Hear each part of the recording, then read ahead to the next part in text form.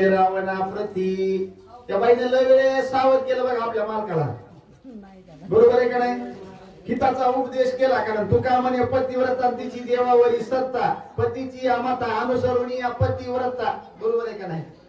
म्हणून मंदोदरी मातेने सांगितलं, महाराज तुमचे प्रयत्न निष्फळ झाले, आता प्रयत्न करू नका. पुण्या गोविंदाने या दोघाला हवे त्याला धाडून द्या. हे होणार कृत्य पुढचं घडणार आहे देवाचं कार्य, तिथं तुमचा विरोध चालणार नाही. आणि म्हणून करता म्हणले अशी असणारी एक चांगल्या बुद्धीचा विचार, सुज्ञ विचार मंदोदरी मातेनं राजा रावणाला सांगितला. काय केलं? अन्यथा करू जाता आपण याशी सर्वथा नये मरण.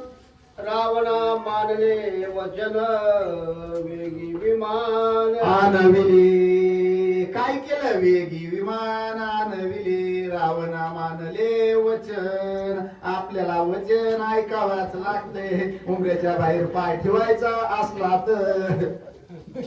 गुरुजीला हातो आलं.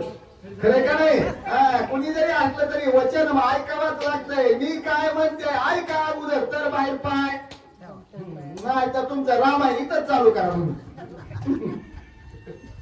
ऐकले शब्द कुणाचे? मंदोदरी मातेचे.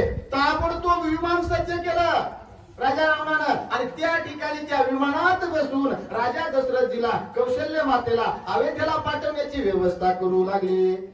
अनोनिया विमानासी कौशल्या युक्त रसतासी. विमानी बैसोनिया दोघासी अयोध्येशी स्वयधाडे. अयोध्येशी स्वयधाडे.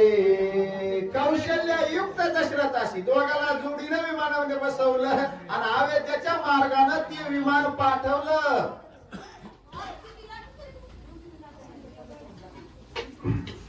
आता रामायण चालू असताना त्या खांबाला वेडे घेत जाऊ नका. कथा चालू असताना थोडा वेळ थांबा, नंतर तुम्हाला वेळ असते. कारण सगळ्याचं लक्ष तिकडे जातं.